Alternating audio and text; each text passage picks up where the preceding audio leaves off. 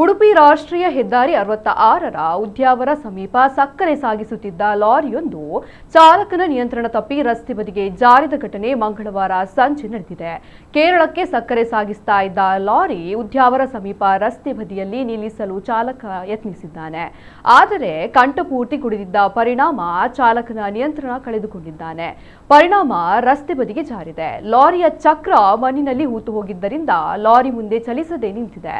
ಅವಘಡ ಸಂಭವಿಸುತ್ತಿದ್ದಂತೆ ಸ್ಥಳದಲ್ಲಿ ಜನರು ಜಮಾಯಿಸಿದ್ದು ಮದ್ಯದ ಅಮಲಿನಲ್ಲಿ ತೂರಾಡ್ತಾ ಇದ್ದ ಚಾಲಕನನ್ನ ತರಾಟೆಗೆ ತೆಗೆದುಕೊಂಡಿದ್ದಾರೆ. ಅದೃಷ್ಟವಶಾತ್ ಘಟನೆಯಲ್ಲಿ ಯಾವುದೇ ಪ್ರಾಣಹಾನಿ ಸಂಭವಿಸಿಲ್ಲ. ಮಾಹಿತಿ ತಿಳಿಯುತ್ತಿದ್ದಂತೆ ಸ್ಥಳಕ್ಕೆ ಭೇಟಿ ನೀಡಿದ ಕಾಪು ಪೊಲೀಸರು ಪರಿಶೀಲನೆ ನಡೆಸಿದರು. ಲಾರಿ ಚಾಲಕ ಮದ್ಯದ ಅಮಲಿನಲ್ಲಿ ವಾಹನ ಚಲಾಯಿಸುತ್ತಿದ್ದ ಎಂದು ಪ್ರಾಥಮಿಕ ತನಿಖೆಯಲ್ಲಿ ಗೊತ್ತಾಗಿದ್ದು ಆತನನ್ನ ವಶಕ್ಕೆ ಪಡೆದು ಮುಂದಿನ ಕ್ರಮ ಕೈಗೊಂಡಿದ್ದಾರೆ.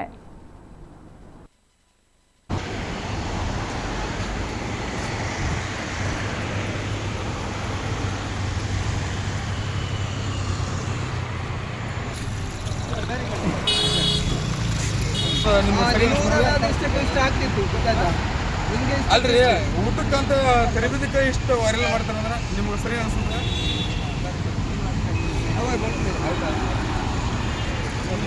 ಈಗ ನಿಲ್ಲಿಕ್ಕೆ ಆಗ್ತಾ ಇಲ್ಲ ಮಾರೆ, ದೂರಾಡ್ತಾ ಇದ್ದೀನಿ. ಅಲ್ರಿ ನಾವು ಊಟ ಮಾಡಿಕ ಸೈಡ್ ಹಚ್ಚಿ ಮುನ್ಕೊಂಡ್ಬಿಡ್ತೀವಿ ಸರ್.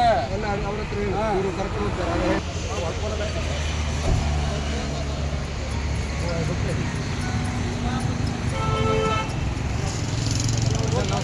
ಈ ಟ್ರೈನ್ ಬಂದೇವು.